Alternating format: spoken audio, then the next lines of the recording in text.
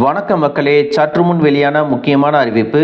Post ஆபீஸில் 50 ரூபாயை முதலீடு செய்வதன் மூலமாக உங்களுக்கு 35 லட்சம் கொடுக்கக்கூடிய ஒரு திட்டத்தை அறிமுகப்படுத்தி இருக்காங்க. இலவச காப்பீடாக 25 லட்சமும் கொடுக்க போறாங்க.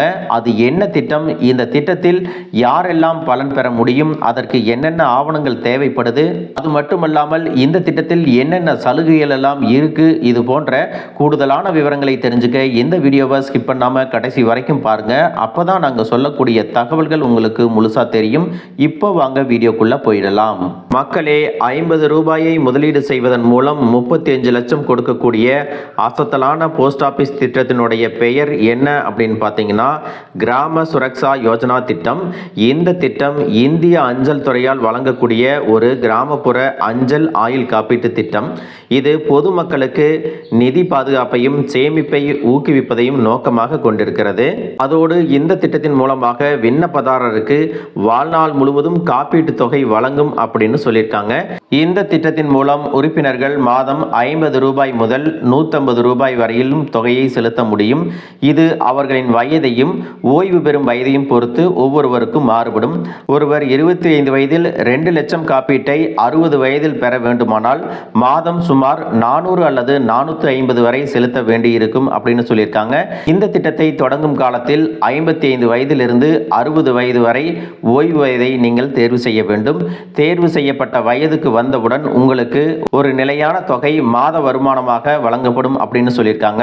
இந்த திட்டத்தில் குறைந்தது 10,000 முதல் 10 லட்சம் வரை காப்பீட்டு தொகையும் கிடைக்கும் அப்படின்னு சொல்லியிருக்காங்க.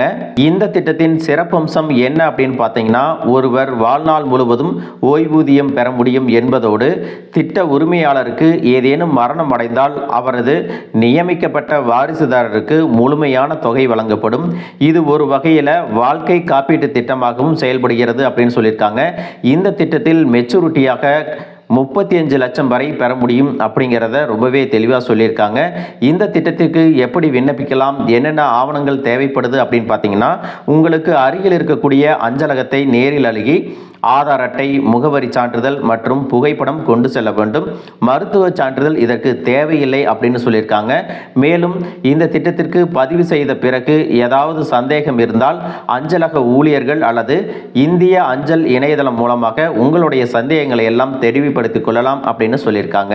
இந்த கிராம சுரக்ஷா யோஜனா திட்டத்தில் விண்ணப்பிப்பதற்கான வயது தகுதி என்ன அப்படின்னு பார்த்தீங்கன்னா, 19 வயதிலிருந்து 55 வயது வரைக்கும் இருக்கக்கூடியவர்கள் இந்த திட்டத்திற்கு விண்ணப்பிக்கலாம் அப்படின்னு சொல்லியிருக்காங்க. விண்ணப்பதாரர்கள் அவர்கள் கட்டக்கூடிய பிரீமியத்தை நிறுத்துவதற்கான வயது என்ன அப்படின்னு பார்த்தீங்கன்னா, 55 வயது அல்லது 58 ஆண்டுகள் அல்லது 60 வயதுக்குள்ள அவங்க கட்டக்கூடிய பிரீமியத்தை நிறுத்திக்கலாம் அப்படின்னு சொல்லியிருக்காங்க.